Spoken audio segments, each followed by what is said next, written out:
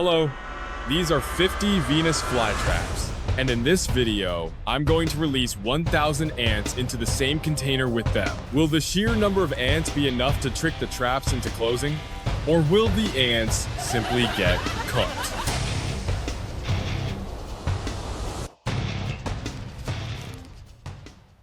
This scene establishes all visual anchors that will remain consistent throughout the experiment. Physical containment is critical before introducing live insects. Environmental control ensures the plant responds naturally. Macro documentation is essential to observe trap activation. Healthy trigger hairs are vital for accurate results. A colony of sugar ants is prepared as the test subject. Concentrated sugar solutions are prepared to guide ant movement. Sweet bait exploits the ant's strongest instinct. Bait is placed directly within the fly trap to ensure contact.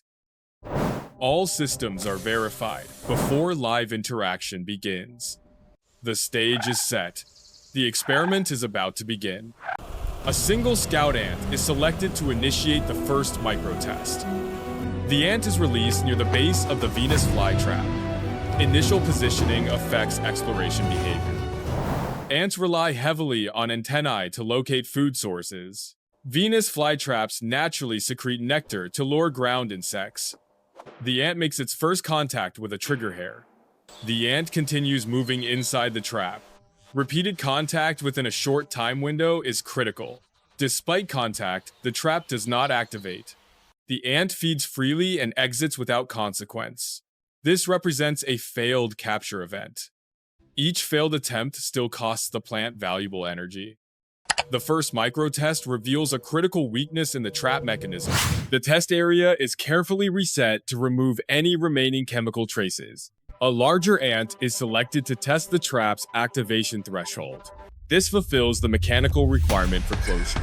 Successful activation confirms sufficient stimulus. Trapped inside, the red ant struggles desperately, its movement triggering the trap to seal even tighter.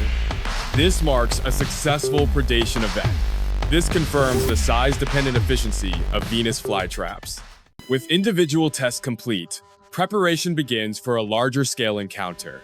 Dozens of Venus flytraps are arranged closely together. The plants form a corridor that ants must cross to reach food. Highly concentrated sugar bait is placed beyond the flytrap corridor. The reward must outweigh perceived danger. Highly concentrated sugar bait is placed beyond the flytrap corridor. The ant colony is released into the arena. Scouts immediately search for food signals. Scout ants detect a sugar trail almost instantly. Chemical detection guides the entire colony. The ant highway reaches the edge of the flytrap corridor. This marks the beginning of large-scale contact. Initial contact determines the fate of those behind. Some scouts hesitate, sensing unfamiliar surfaces. Caution briefly interrupts the flow of the colony. The lure of nectar overrides hesitation. Chemical reward outcompetes perceived risk. This moment triggers a cascade of events. Oh no! It's got stuck! Trapped ants release alarm pheromones. Chemical signals spread panic instantly. Ants compress together, increasing multi-capture events. Group movement raises individual risk. Fear competes with instinctual trail following.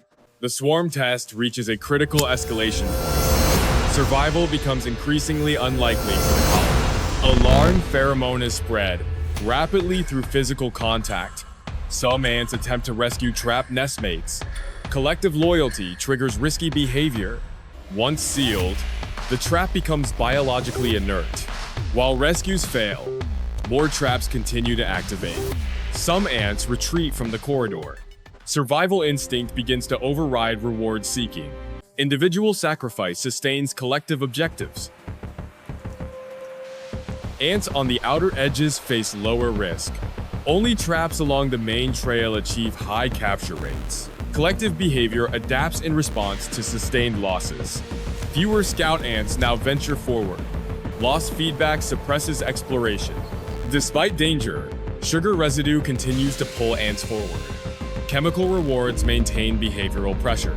Occasional traps still activate during late-stage movement. Venus flytraps are not aggressive hunters. They are systems designed to exploit predictable behavior. Oh my god. Ants do not explore randomly. They obey chemical trails with absolute consistency. When traps align with trails, movement itself becomes a liability. A single ant may escape. A single trap may fail. But when ants move in numbers, the traps begin to win. As ants are captured, alarm pheromones flood the trail, spreading panic faster than escape paths can form. Some ants attempt to fight back, biting the leaves in an effort to rescue their nestmates. Nearly all successful captures occur where ants concentrate their movement. Ants that are too small can trigger the trap, then escape through its teeth. Despite wasted activations, the overall energy balance favors the plant. The Venus Flytrap does not overpower ants. It allows their behavior to destroy them.